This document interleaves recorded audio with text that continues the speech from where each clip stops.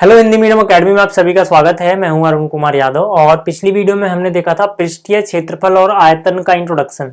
ये जो अध्याय है नई वाली किताब में अध्याय नंबर 12 है और जो पुरानी किताब थी उसमें 13। ठीक, तो अगर आपके पास नई किताब है तो उसके अकॉर्डिंग मैं यहाँ पे बात कर रहा हूँ। तो आज इस वीडियो में हम जो प्रश्नावली 12.1 है इसके पहले 3 प्रश्नों का सॉल्यूशन देखेंगे और यहाँ पर इस चैप्टर में जो बच्चों को डर लगता है सबसे ज्यादा वो है कैलकुलेशन। ठीक है, तो कैलकुलेशन से बहुत ज्यादा बच्चे डरते हैं, बट हम सिंपल तरीके से कैलकुलेशन करेंगे, आपको आराम से समझ में आ जाएगा कि अगर आप कैलकुलेशन थोड़ा धैर्य के साथ करते हो तो वहां पे गलती नहीं होती है। ठीक है, लेकिन आगे बढ़ने से पहले मैं आपको बता दूं कि अगर आप हिंदी मीडियम से हैं और आपको विज्ञान कक्षा 10 में कोई भी दिक्कत आ रही है तो आप आरंभ बैच ज्वाइन कर सकते हैं।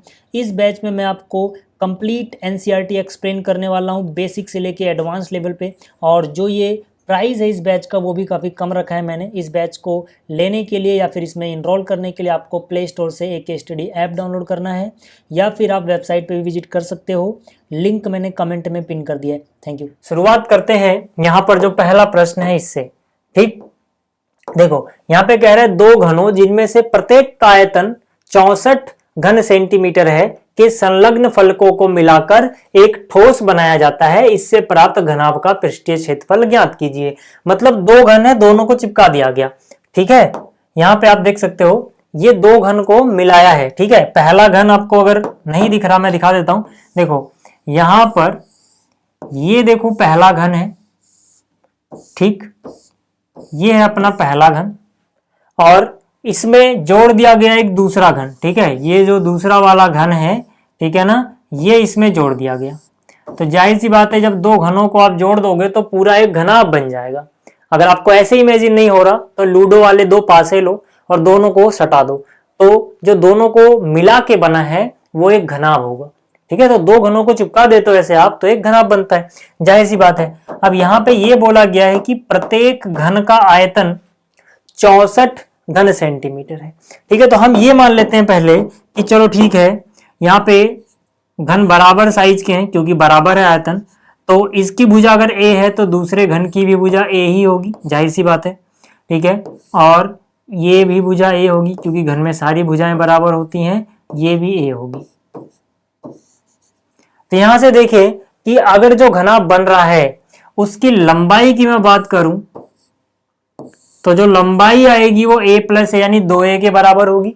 घनाभ की चौड़ाई अभी भी a के बराबर ही है यानी कि b यानी चौड़ाई, और ऊंचाई भी a के बराबर ही है।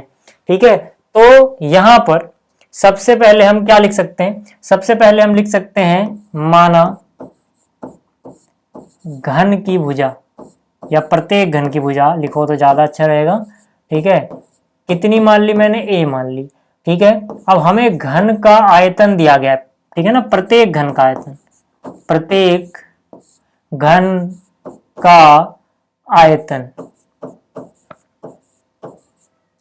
ठीक है, कितना दिया गया है?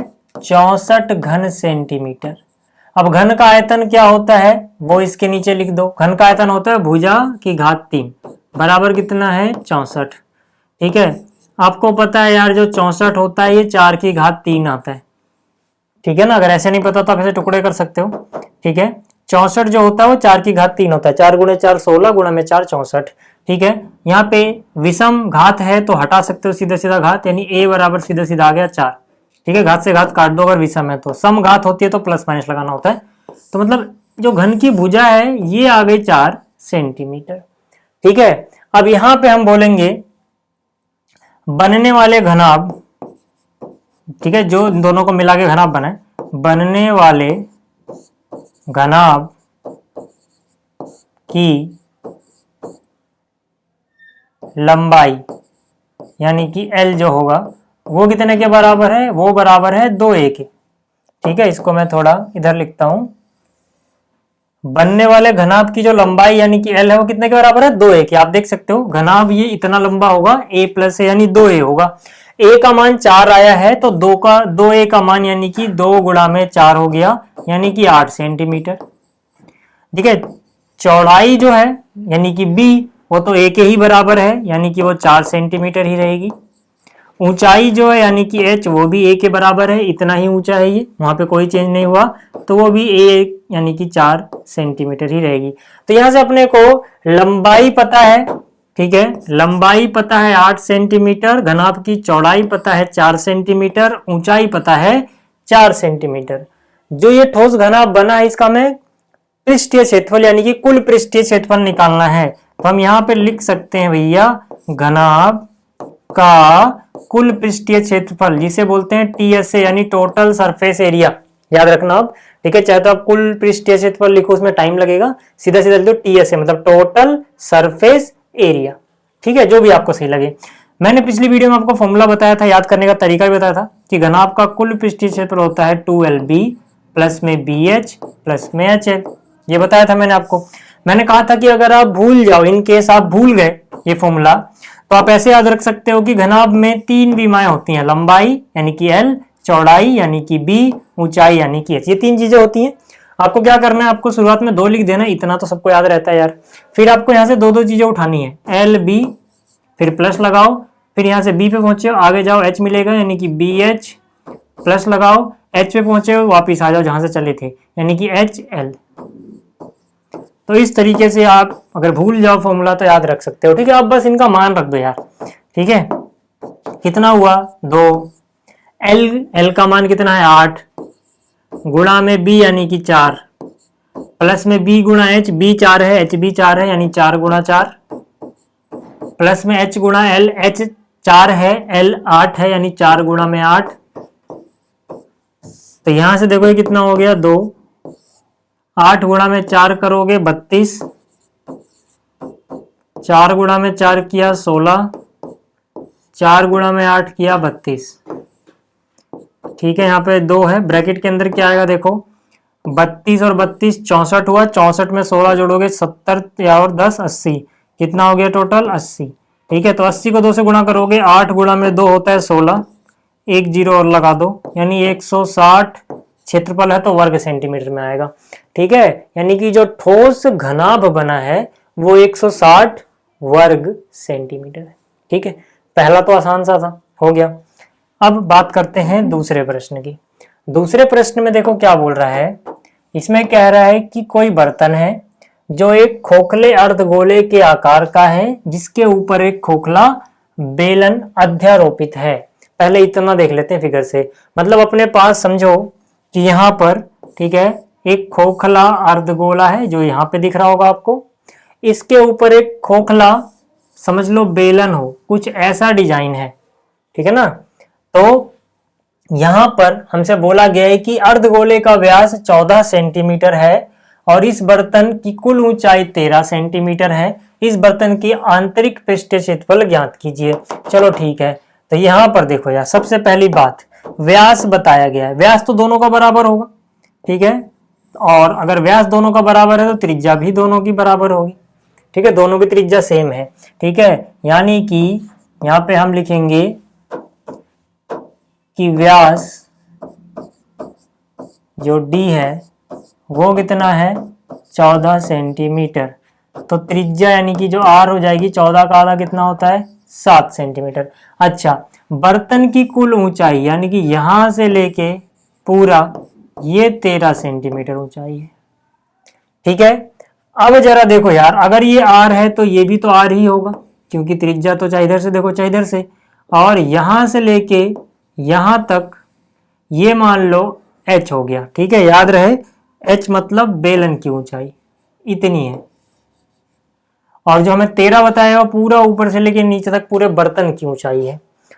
अब हम क्या कर सकते हैं, हमें R तो पता है दोनों का बराबर है, जितना बेलन का उतना अर्धगोले का, लेकिन H नहीं पता, तो H तो मुझे निकालना पड़ेगा। तो मैं क्या बोलूंगा कि यहाँ पे H प्लस R अगर मैं कर दूं तो मुझे पूरी ऊंचाई यानी 13 सेंटीमीटर मिलना चाहिए। देखो जरा, H मतलब इतना और R मतलब ये, यानी H और R दोनों को जोड़ा तो पूरा 13 सेंटीमीटर आना चाहिए कि नहीं। ठीक है, तो यहां से H और R में से मुझे R तो पता लग चुका है, तो R की जगह लग दो, जो भी पता लगा है, R 7 है बराबर 13 है, तो H का मान कितना हो जाएगा 13 में से 7 गया यानी 6 सेंटीमीटर। तो अब मुझे देखो यार क्या क्या पता है, H भी पता है और R भी पता है। अब मुझे इस बर्तन का कुल पृष्ठीय क्षेत्रफल निकालना है, तो हम यहां पे बोलेंगे बर्तन का कुल आंतरिक पृष्ठीय क्षेत्रफल। ठीक है, अब बताएं कि मोटाई तो दी नहीं गई है, तो आंतरिक और बाहरी लगभग लगभग हम सेम मान के चलेंगे, जो भी बोला हो निकालने को, ठीक है ना, नहीं तो 2 त्रिज्याएं देता वो। अब देखो, अब याद रहे कि यहाँ पे कुल जो है ये बर्तन की बात की जा रही है, ठीक है। कुल क्षेत्रफल अर्धगोले का नहीं निकालना है, कुल क्षेत्रफल बेलन का भी नहीं निकालना है, बस ये जो बर्तन है इसका कुल क्षेत्रफल, ठीक है। इसको आप इमेजिन करो, आपके हाथ में जो गिलास है, ठीक है, आप एक गिलास इमेजिन करो, आपके हाथ में गिलास है, आप पानी पीते हो, ठीक है, वो नीचे से फ्लैट ना हो, कैसे घूमा हुआ हो, वही चीज ये बनी हुई है, ठीक है। तो इसको अंदर अंदर से अगर आप छुओगे तो कहां कहां छू पाओगे, जो ये बेलन है इसके वक्र पृष्ठीय क्षेत्रफल को छू पाओगे, यानी कि 2 पाई आर एच प्लस जो ये अर्धगोला है, ठीक है ना, इसके भी आंतरिक वक्र पृष्ठीय क्षेत्रफल को छू पाओगे। तो गोले का वक्र पृष्ठीय, अर्धगोले का वक्र पृष्ठीय क्षेत्रफल होता है 2 पाई आर स्क्वायर। देखो, बेलन का तो हम टोटल नहीं निकाल रहे हैं, वक्र निकाल रहे हैं, अर्धगोले का भी टोटल नहीं निकाल रहे हैं, वक्र पृष्ठीय क्षेत्रफल निकाल रहे हैं, लेकिन दोनों को जोड़ने के बाद जो क्षेत्रफल आ रहा है वो बर्तन के लिए टोटल है, मतलब सारा है, बर्तन में तो हमने कुछ नहीं छोड़ा ना, सारा एरिया निकाल दिया। तो याद रहे, बहुत सारे बच्चे कंफ्यूज होते हैं, यहां तो कुल लिखा है लेकिन यहां कुल पृष्ठीय क्षेत्रफल वाला फॉर्मूला नहीं लग रहा है, वो इसलिए क्योंकि कुल बर्तन के लिए लिखा है, बर्तन का कुल पृष्ठीय क्षेत्रफल है, इन दोनों का तो वक्र ही आ रहा है इसमें। क्यों भाई, क्योंकि यार यहां से ये बंद थोड़ी है ऐसे, ठीक है, जब यहां से ये बंद नहीं है तो वो एरिया तो आएगा ही नहीं, बीच में जो सर्कल है यहां से बंद थोड़ी होगा, नहीं तो नीचे वाली जगह वेस्ट हो जाएगी, यानी यहां से भी खुला होगा, तो इसीलिए इसका वक्र मिलके बर्तन के लिए पूरा बन जा रहा है, ठीक। तो यहां से अब इसको सॉल्व करने के लिए पहले कॉमन ले लो, 2 यहां पर है, 2 यहां पर है, पाई भी है दोनों के पास, यहाँ पे आर का स्क्वायर है, नहीं आर आ गया, तो 2 पाई आर यहां से उठा लिया पूरा, एच बच गया, यहां से 2 पाई आर उठा लिया, आर स्क्वायर था तो एक आर बच गया, मान रख दो यार, 2 गुणा में पाई का मान 22/7 गुणा में आर का मान शुरुआत में ही बता दिया था 7, फिर एच है यानी कि 6 आया था, अभी हमने निकाला, आर 7 आया है, ठीक है। इससे ये कट गया, बहुत सारे बच्चे इससे ये वाला 7 काटने लग जाते हैं, वो गलत है, वो प्लस में है, पहले प्लस होगा फिर देखेंगे क्या होगा, बाहर वाला ही काटना, ठीक है।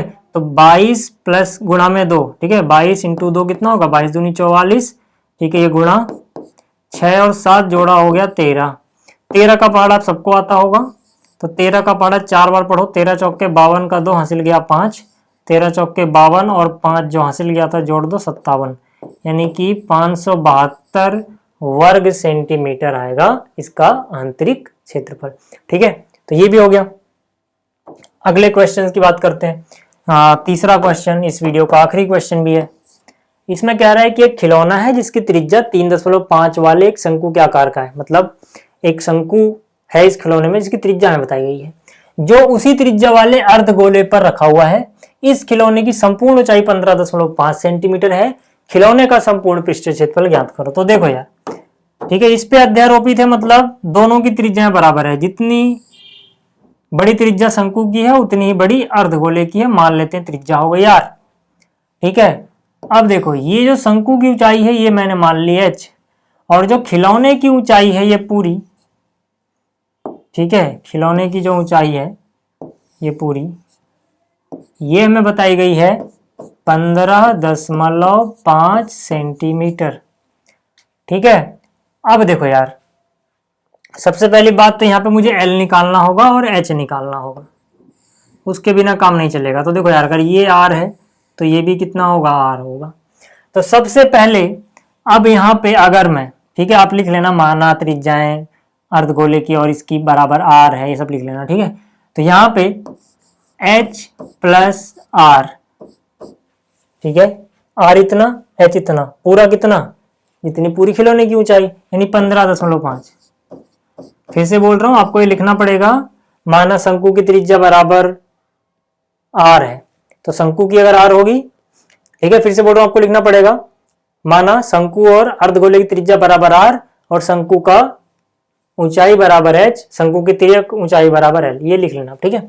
या आप फिगर में लिख दो तब भी काम चल जाता है वैसे, ठीक है। तो H प्लस R इतना हुआ, तो यहाँ से h का मान हमें नहीं पता, लेकिन r हमें शुरू में ही बता दिया गया था कि 3.5 सेंटीमीटर है। तो r की जगह मैंने 3.5 लिखा, बराबर 15.5 है। तो h का मान कितना हो जाएगा, 15.5 में से 3.5 गया, 0.5 से 0.5, 15 में से 3 गया 12, यानी कि h आ गया 12 सेंटीमीटर। r तो हमें बचपन में ही बताया था, मतलब शुरू में ही। तो कितना आ गया, 3.5। अब देखो यहाँ पे हम बोलेंगे खिलौने। अच्छा एक और चीज, यहाँ पे L की जरूरत पड़ेगी भाई। तो L का फॉर्मूला मैंने आपको पिछली वीडियो में बताया था, शंकु में L बराबर क्या होता है, h का वर्ग प्लस में r का वर्ग। तो यहाँ से h का मान कितना आया, 12। तो यहाँ से 12 का वर्ग प्लस में r कितना है, 3.5। ठीक है, तो 12 का वर्ग हुआ 144 और 3.5 का वर्ग हो जाएगा 3 चौक 12, आगे 2 5। ठीक है, इसका तो ट्रिक होता है। तो 1 के बाद है तो 2 के बाद दशमलव, तो इनको जोड़ोगे तो 144 और 12 यानी कि 156.25। ठीक। अच्छा, इसका वर्गमूल निकालना है। वर्गमूल निकालने का जो तरीका होता है, ठीक है, वो मैंने अलग वीडियो में बना रखा है, आप वो देख लेना। ठीक है, कि वर्गमूल कैसे निकालते हैं। फिलहाल जो इसका वर्गमूल आएगा वो हो जाएगा 12.5। ठीक है ना, इसका निकालोगे तो इतने सेंटीमीटर आ गया। अब बात करते हैं कि यहाँ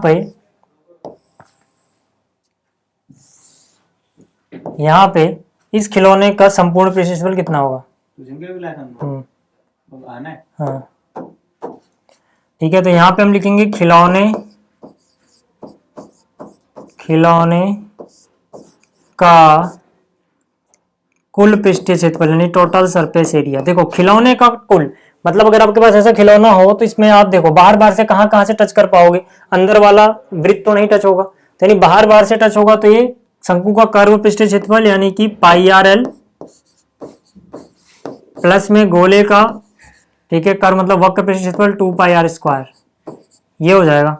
तो यहां से पाई कॉमन आ जाएगा, r कॉमन आ जाएगा, अंदर क्या बचेगा, यहाँ पे l बचेगा प्लस में यहाँ पे 2 बचा हुआ है, एक r बाहर आ चुका है, एक r बचा हुआ है। यहाँ से पाई की वैल्यू यहाँ रख दो, 22/7 हो गया। r की वैल्यू कितनी थी, शुरुआत में ही बता दिया था 3.5। l का मान अभी हमने निकाला 12.5 प्लस में 2 गुणा में r यानी 2 गुणा में 3.5। यहाँ से इसको काट सकते हो, 7 पंजे 35 होता है यानी 0.5। ठीक है, तो 22 गुणा में 5 करते हैं 110 आता है। अब क्योंकि यहाँ 1 के बाद दशमलव है तो यानी 11.0 हो जाएगा। ये यहाँ पे 12.5 है और 3.5 का 2 गुना यानी 7, तो 12 और 7 19.5 हो जाएगा। ठीक है, दशमलव के बाद जो 0 हटा भी सकते हो, सीधा सीधा 11 लिख दो। अब 11 का पहाड़ आप सबको आता है, 11 गुणा में 5 करोगे 55, हासिल गया 5। 11 गुणा में 9 करोगे 99 और जो हासिल 5 गया था 104, हासिल गया 10। 11 एकम 11 और 10 21, 1 के बाद पॉइंट यानी कि 214.5 वर्ग सेंटीमीटर।